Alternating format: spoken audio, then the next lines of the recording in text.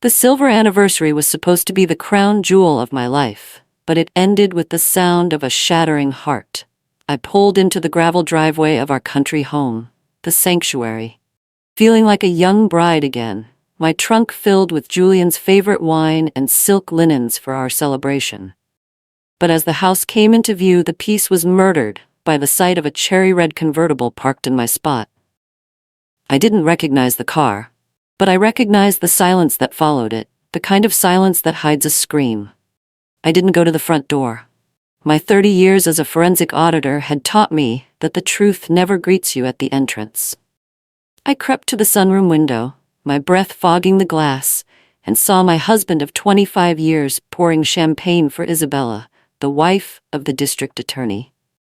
When she leaned back in my favorite silk robe and laughed, it wasn't just a sound. It was the noise of my entire life being dismantled. I didn't confront him. Instead, I backed away into the shadows, my mind spinning with a cold, professional fury. I made one call instead, and as the phone began to ring, I knew I wasn't just ending a marriage. I was starting a war. My name is Claire, and at 52, I thought I had seen every trick in the book. As a senior forensic accountant for the federal government, I spent 3 decades chasing paper trails that led to prison cells. I am a woman of spreadsheets, tax codes, and undeniable proof. Julian, my husband, is a high-ranking circuit court judge, known for his unshakable integrity.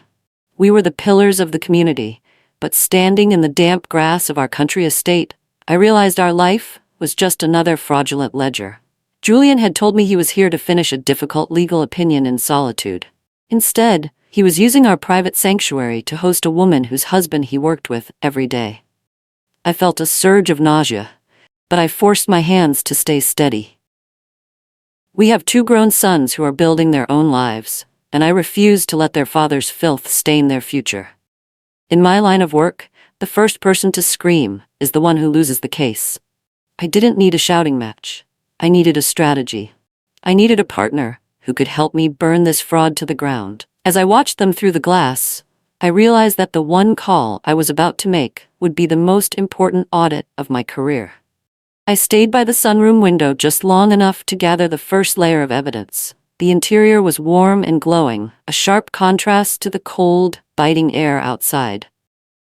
Julian looked relaxed, sipping the vintage Cristal I had bought for our anniversary. Isabella was sitting on the granite countertop in my silk robe, an intimate, domestic gesture that felt like a slap in my face. I pulled my digital camera from my bag and began to work.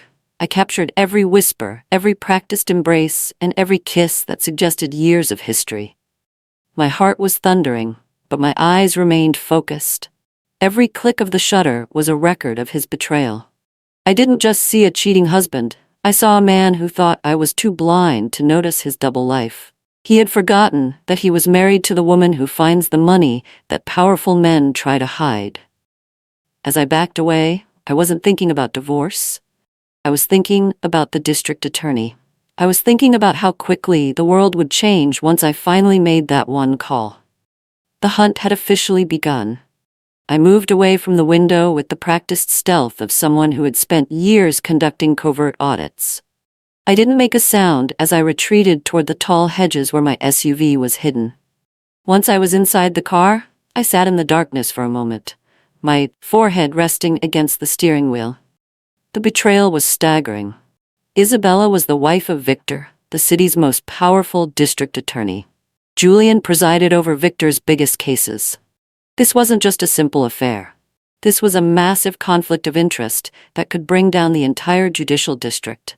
If the judge and the DA's wife were in a relationship, every ruling Julian had made in Victor's favor was now under a shadow of corruption. I knew Julian's ego. He thought he was the smartest person in any room. He believed his title made him untouchable. But he had forgotten one thing. He was married to the woman who found the money that powerful men tried to hide. I started the engine quietly and backed down the long driveway. I wasn't going to cry. I was going to do what I did best. I was going to find the paper trail that led to his destruction. I drove 5 miles down the road to a small, brightly lit diner and took a corner booth. I opened my laptop and connected to a secure hotspot. My mind was already categorizing the evidence. First, I needed to know how they were funding this. Isabella didn't work, and Julian lived on a judge's salary that, while comfortable, couldn't support secret trips or a mistress who drove a $60,000 convertible. I began a deep dive into our joint legacy fund, a private investment account Julian had insisted on managing himself. He always told me he wanted to protect my retirement from market volatility. As the data populated the screen, the red flags began to pop up like sirens. There were massive irregular deposits from an offshore shell company called Golden Oak Holdings. Each deposit occurred within 48 hours of a major legal victory for Victor's office. It was a classic kickback scheme. Julian wasn't just a cheater. He was a common criminal selling his bench for cash. Isabella wasn't just his lover. She was the bagman.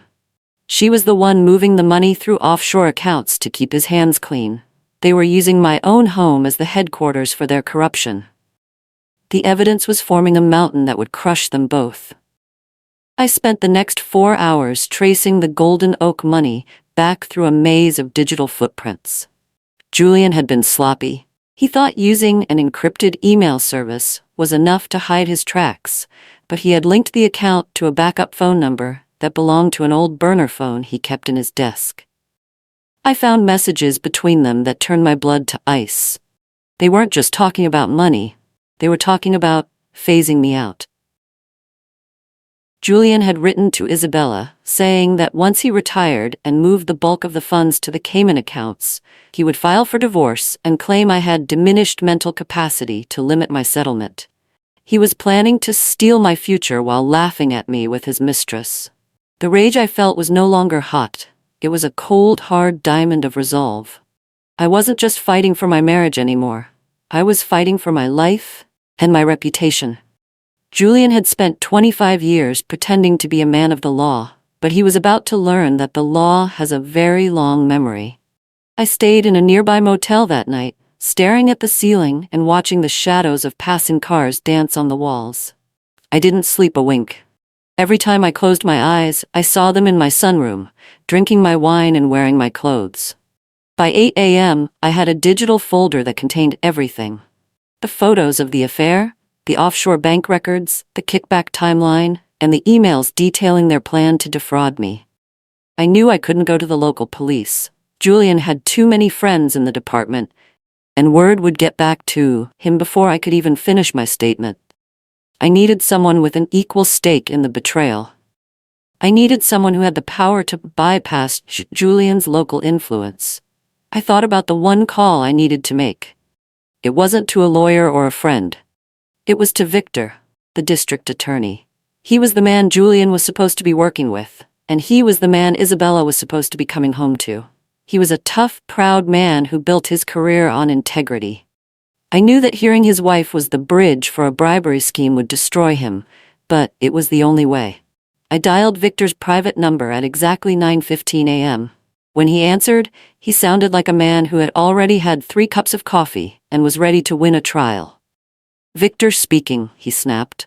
I took a deep breath, my voice coming out as smooth as glass. "Victor, it's Claire. I need you to listen very carefully, and I need you to stay silent until I'm finished." There was a pause, then a cautious, "Claire? Is Julian okay?" I leaned back against the motel headboard. "Julian is fine, Victor. But our lives are not.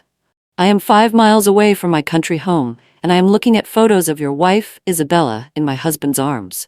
They are in my sunroom, and she is wearing my silk robe." The silence on the other end was absolute.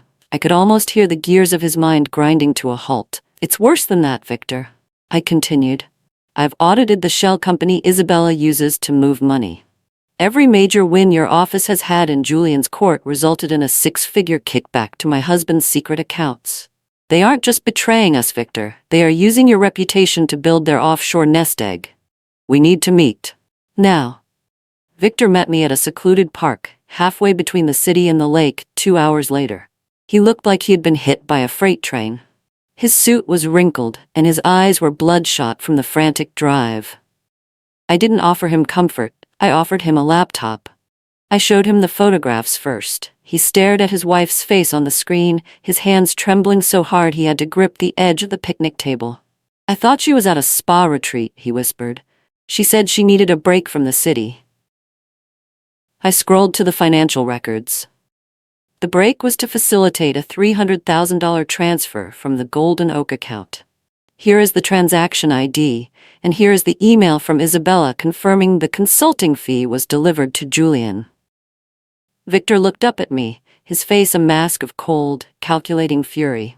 The husband was gone. The prosecutor had taken over. "They think they're smarter than us, Claire. They think we're just the boring spouses who keep the house running while they play God."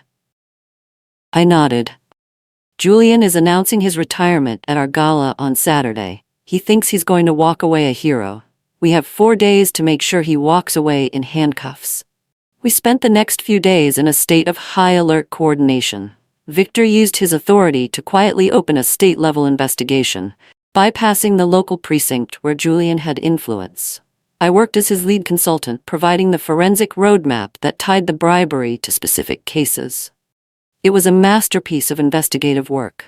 We found that Julian had overturned 3 major convictions in exchange for donations to a fake charity Isabella managed. Every day, I had to go home and look at Julian. I had to let him kiss my cheek and ask me how the party planning was going. "It's going to be the event of the season, Julian," I told him over breakfast on Wednesday. "People will be talking about your legacy for years." He smiled, so smug and satisfied, completely unaware that his legacy was being shredded in a basement office across town. I felt a strange sense of detachment. It was like I was watching a movie of my own life. I wasn't the grieving wife anymore. I was the auditor. And the auditor always finds the missing funds. Julian was a man who lived for the spotlight, so I decided to make sure the spotlight was as bright as possible. The night of the 25th anniversary gala arrived. The grand ballroom was a sea of silver and white, filled with the elite of the legal and political world. Julian was in his element, wearing a custom tuxedo and holding a glass of champagne as he moved through the crowd. Isabella was there, too, wearing a red dress that was an intentional insult to the peace of our country home. She walked up to me and patted my arm. "Claire, you look a bit tired. All this planning must be exhausting for a woman your age." I smiled at her, my eyes fixed on the diamond necklace she was wearing, a necklace I knew was bought with kickback money.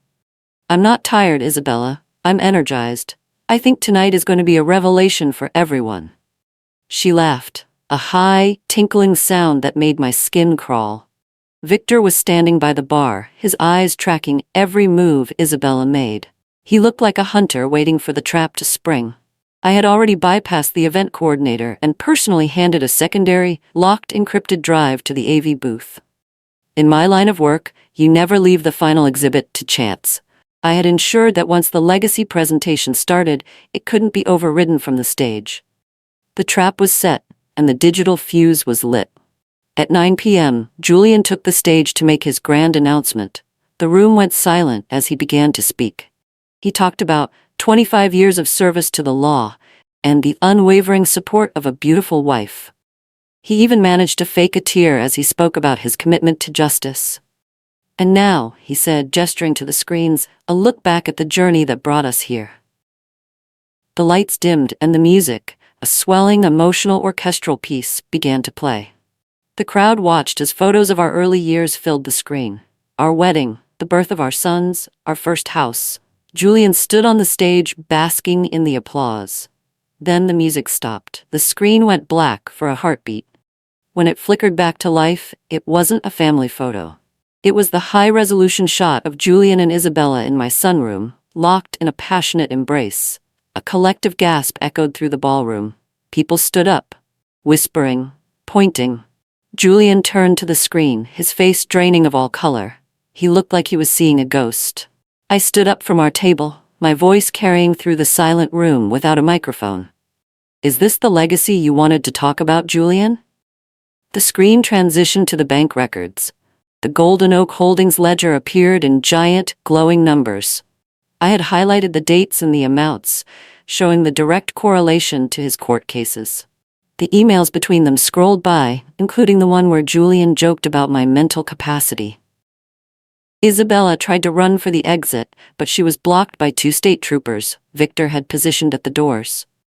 Victor walked toward the stage, pulling a badge and a warrant from his jacket. "Julian Vance, you are under arrest for racketeering and bribery. Isabella Thornton, you are being detained as a co-conspirator." The room erupted into chaos. Flashbulbs from the local press, who I had personally invited to cover the retirement, went off like lightning. Julian looked at me, his mouth hanging open, his honorable reputation crumbling in real time. "Claire? Why?" Kid stammered. I walked up to the stage and looked him in the eyes. "Because I'm a forensic accountant, Julian. And I finally found the error in our marriage. I'm just balancing the books." I turned and walked out of the ballroom, the sound of handcuffs clicking shut behind me. It was the best anniversary gift I could have ever asked for. I didn't stay to watch them be processed. I drove straight back to the country house and sat on the porch in the moonlight. For the first time in 25 years, I felt completely free. The one call had changed everything. It had protected my assets, saved my reputation, and ensured that the man who betrayed me would spend his retirement in a prison cell. During those final 4 days of pretending before the gala, I had moved my things into the guest room, telling Julian I had a migraine. Now I was reclaiming the entire house Julian had tried to steal. Over the next few months, the divorce went through with surgical precision. Because I had documented the dissipation of marital funds for his mistress, the court awarded me the house, the estate, and the lion's share of our legitimate accounts. Julian was eventually sentenced to 15 years, and Isabella received 10 years in federal prison. Victor resigned from the DA's office, unable to handle the public fallout, but he thanked me for giving him the truth before he lost everything. My sons were hurt, but they respected my strength. I was no longer a victim. I was the architect of my own survival. The sanctuary was finally quiet. I opened my own consulting firm a year later, specializing in uncovering hidden assets for women who were being lied to. I call it clear sight analytics. Every time I sit down with a new client, I tell them the same thing. Don't shout, don't scream, and don't confront them until you have the proof. I am no longer the judge's wife. I am the woman who brought the judge down. I still sit on the porch of the country house every Thursday, the day I found the red car. I watch the sunset, and I remember the one call that started it all. Justice isn't always found in a courtroom. Sometimes it's found in a corner booth of a diner with a laptop and a cup of black coffee. Julian tried to rewrite my story, but he forgot that I'm the one who keeps the records, and my records are always perfect.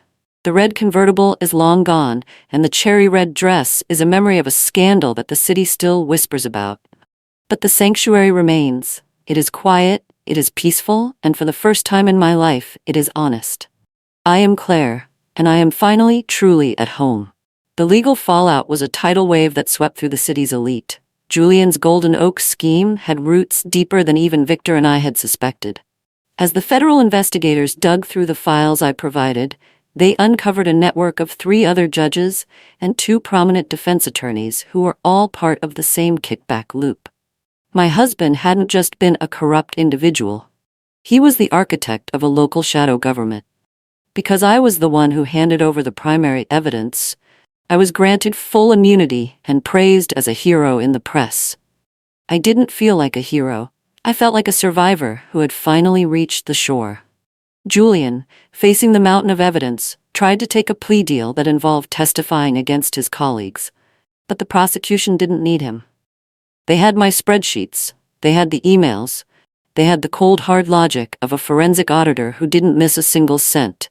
He was sentenced to 15 years without the possibility of parole. Isabella, caught in the same net, was given 10 years. She tried to blame Julian for manipulating her, but the emails proved her greed. The public's fascination with the anniversary audit lasted for months. I turned down every interview request and every book deal. I didn't want to be a celebrity. I wanted to be whole.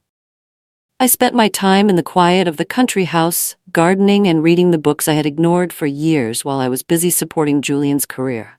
My sons visited often, and while the first few months were awkward, we eventually found a new rhythm. They saw me not just as their mother, but as a person of immense power and integrity. They realized that the perfect life their father had provided was a house of cards, and that I was the only thing that had been real all along. We talked about the future, about their own careers, and about the importance of being able to look at yourself in the mirror every morning. Your father lived in a world of mirrors, I told them one evening by the fire. He liked what he saw so much he forgot to look at the truth. Don't ever make that mistake. They listened, and for the first time, I felt like I was finally a mother who was truly teaching them something. Victor and I stayed in touch, though our relationship was strictly professional. He had moved to a smaller town to start over, away from the gossip and the shame Isabella had brought to his door. He called me once to tell me he had finally found peace. "You saved me, Claire," he said. "If I had gone another year without knowing, I would have been indicted right along with them. I would have been the face of a corruption I didn't even know existed." I told him he saved himself by choosing the truth over his ego. We were two people who had been defined by our partners for too long, and now we were finally defining ourselves. I realized that the one call hadn't just destroyed 2 marriages, it had liberated 4 people, even if 2 of them were now behind bars. Truth is a destructive force, but only to the things that are built on lies. For the rest of us, truth is the only foundation that can actually hold weight. I looked out at the lake, the water calm and reflective, and I knew that my foundation was finally solid. I was no longer drifting in Julian's shadow. I decided to use a portion of the settlement money to start a scholarship fund for students pursuing forensic accounting. I wanted to empower the next generation of ghost hunters. I titled the fund, the Sanctuary Grant. Every year, when I review the applications, I look for students who have an eye for detail and a heart for justice. I tell them in their interviews that their job isn't just about numbers. It's about the people behind the numbers. It's about the wives who are being lied to, the taxpayers who are being cheated, and the integrity of the systems we all rely on. I am no longer the woman who stood in the grass crying over a red car. I had burned that silk robe in the fire pit months ago, but I kept the silk linens I bought for the anniversary. They serve as a daily reminder that I deserve the best, provided by my own hard work. My life is full, not with gala invitations, but with purpose and clarity. I am a celebration of a life well lived. I am Claire, and I am the auditor of my own destiny. The books are finally closed, the seasons continued to turn, and the country house became more beautiful with every passing year. I planted a row of white roses where the red convertible had once sat, a symbolic cleansing of the space. I found that I didn't miss the city, the status, or the high-pressure world of political socialites. I missed the woman I used to be, the one who trusted without question, but I loved the woman I had become even more. The one call was the loudest sound I ever made, and it still echoes in the quiet moments of my day. It reminds me that silence is a choice, and so is speech. I chose to speak when it mattered most, and I chose to speak in a way that couldn't be ignored. Julian is still in prison, a ghost of a man who once ruled a courtroom. Isabella is a memory of a betrayal that no longer has power over me. I sit on my porch as the sun dips below the trees, the sky turning a soft, bruised purple. I am alone, but I am not lonely. I have the truth, I have my integrity, and I have the sanctuary I built with my own hands. One afternoon, a young woman arrived at my door. She was a journalist for a national magazine, and she had traveled 300 miles just to ask me one question. "How did you stay so calm?" she asked, her pen poised over her notepad. Most people would have burned the house down that first day. I looked at her and smiled, thinking about the forensic auditor I once was. "Because I knew that a fire is messy," I told her. "A fire destroys everything, including the evidence. I didn't want to destroy the house, I wanted to clean it. I stayed calm because I knew that the numbers don't lie, and if you follow them long enough, they will do the screaming for you." She wrote that down, her eyes wide with a mix of awe and fear. I realized then that my story wasn't just about a cheating husband. It was about the power of self-control. It was about the strength it takes to wait for the right moment to strike. I sent her away with a cup of tea and a reminder that the most powerful thing a person can be is underestimated. My calm was my sharpest blade. My sons eventually married, and I became a grandmother. I watch them with their wives, and I see a transparency that I never had in my own marriage. They talk about everything: money, fears, dreams. They don't have secret accounts or offshore holdings. They have a life built on the simple, boring truth. I take my grandchildren to the lake, and we skip stones across the water. I tell them stories about the woods and the birds, but I don't tell them about their grandfather yet. That will come when they are older, a cautionary tale about the weight of a robe and the cost of a lie. For now, I just want them to know the sanctuary. I want them to grow up in a place where they are safe, loved, and where the air is clear. I look at my sons, and I know that I did the right thing. I didn't just save myself, I saved the branches of our family tree from being poisoned by Julian's corruption. I gave them a future that is clean, and that is the only legacy that truly matters. My role as an auditor helped me save my family. The anniversary audit is now taught in forensic accounting classes as a case study in investigative methodology. My name is in the textbooks, not as a victim, but as a practitioner of the craft. I sometimes get emails from students asking for advice. How do you find the first thread, they ask. I tell them to look for the thing that doesn't belong: a red car in a driveway, a champagne bottle that costs more than a week's salary, a smile that is a little too rehearsed. The world is full of things that don't belong, and our job is to ask why until the answer makes sense. I have turned my betrayal into a textbook, and my pain into a profession.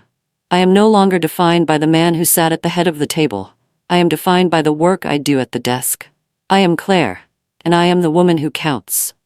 Every decimal point matters when you are searching for the truth. Every ledger tells a story if you are patient enough to read between the lines. I am proud of the legacy I have created through my work. Looking back, I realize that Julian didn't just cheat on me. He cheated himself. He traded a 25-year partnership, a beautiful family, and a respected career for a few years of adrenaline and some offshore bank accounts he can never spend. He thought he was winning, but he was losing everything that actually held value. Isabella was just a mirror for his ego, a woman who liked the power he represented more than the man he was. They were two hollow people trying to fill each other up with stolen things. I, on the other hand, found that I was already full. I didn't need Julian's status or his money to be Claire. I just needed the courage to see him for who he really was. The one call wasn't an act of desperation, it was an act of reclamation. I reclaimed my name, my life, and my sanctuary. And in the end, that is the ultimate victory. The numbers in my life finally balance, and the profit is my own peace of mind. I am the woman who audited her own life and found that I was the most valuable asset. To anyone listening to my story, I want to say this: don't be afraid of the truth. It might break your heart, and it might destroy the life you thought you had, but it will give you the chance to build something better. Don't react in anger, and don't let your emotions cloud your judgment. Use your skills, find your allies, and wait for the right moment. The truth doesn't need to shout to be heard. It just needs to be revealed. I caught my husband with another woman at our country home, and I didn't say a word. I made one call instead, and in doing so, I found myself. And that is the most important audit I ever performed. I would love to hear from you. Have you ever faced a betrayal that required a cold, calculated response? How did you handle finding the truth when your world was falling apart? Please share your experiences and stories in the comments below. Your strength might be the guide someone else needs to find their own sanctuary. May you find the strength to be the hero of your own story, and may your life be as honest as the light of day.